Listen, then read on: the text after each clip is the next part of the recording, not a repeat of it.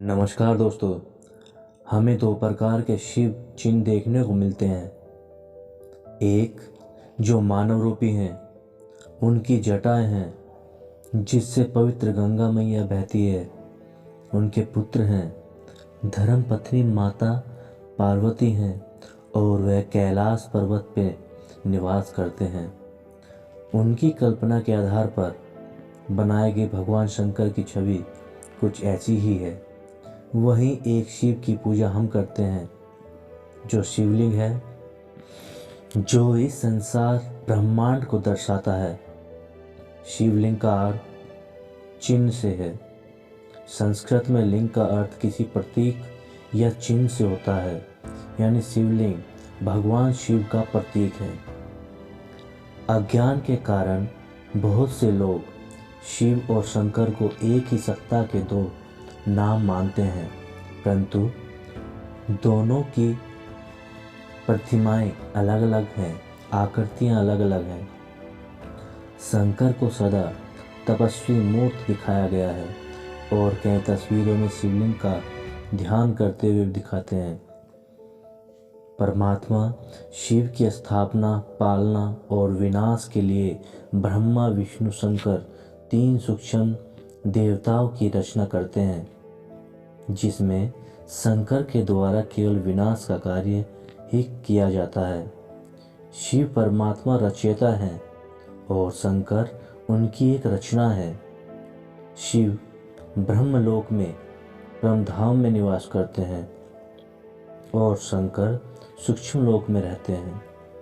शिव की यादगार में शिवरात्रि मनाई जाती है, न कि शंकर रात्रि। अतः शिव निराकार परमात्मा है और शंकर सूक्ष्म आकर देवता। शिव का नाम शंकर के साथ जोड़ा जाता है तो कहते हैं शिव शंकर भोलेनाथ। शंकर जी को ऊंचे पर्वत पर तपस्या में लीन बताते हैं, जबकि भगवान शिव ज्योति बिंदु स्वरूप हैं, जिनकी पूजा ज्योतिर्लिंग के रूप में की जाती है। वास्तव में भगवान शिव के तीन प्रमुख कर्तव्य हैं: नई पावन देव्य सतयुगी दुनिया की स्थापना करना, देव्य दुनिया की पालना और पुरानी पतित दुनिया का विनाश करना। इसलिए भगवान शिव को गॉड यानी भगवान कहा जाता है। ये तीनों कर्तव्य तीन प्रमुख देवताओं ब्रह्मा विष्णु शंकर द्वारा करवाए जाते हैं। इसलिए शिव की त्रिमूर्ति शिव भगवान भी कहा जाता है। भगवान शिव सदा कल्याणकारी हैं, जन्म मरण के चक्र या बंधन से सदा मुक्त हैं, जबकि शंकर शाकाहारी देवता हैं।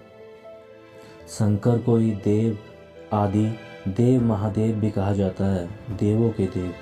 भगवान शिव शंकर में प्रवेश करके वो महान से महान कार्य करवाते हैं, जो अन्य कोई देवी देवता साधु संत महात्मा नहीं कर पाते।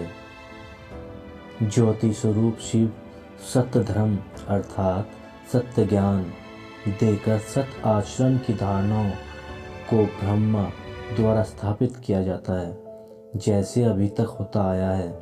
कई विद्वान महर्षि धर्म संस्थापकों ने मूल्यों सद्गुणों की धारणाओं का महत्व बताया, फिर भी आचरण में दिव्यता आने की बजाय गिरावट ही दर्ज होती गई। वैसा अब नहीं होगा, क्योंकि यह सृष्टि चक्र का अंतिम समय है, जब स्वयं भगवान शिव परिवर्तन कराने आते हैं और अपना कर्तव्य पूरा करके वापस परमधाम चले जाते हैं। बाकी लोगों ने मूल्यों की स्थापना तो की, लेकिन पुराने रिवाजों अंधविश्वासों प्रतीत परंपराओं को भस्म नहीं किया।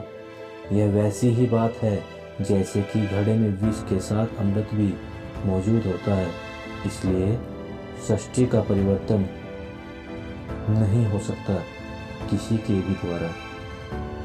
भगवान शिव इसलिए दूसरी मूर्ति शंकर द्वारा विकृत पतित मनुष्यों की भ्रष्ट बुद्धि का विनाश करते हैं, फिर बाल में स्थूल रूप से स्थित पतित प्रकृति विकारी दुनिया का विनाश करते हैं, जिससे पावन बनी आत्माएं पावन निर्विकारी प्रवृत्ति वातावरण में रह सकें, जहाँ कोई भी विकार भ्रष्टाचार का नामो निशान न हो।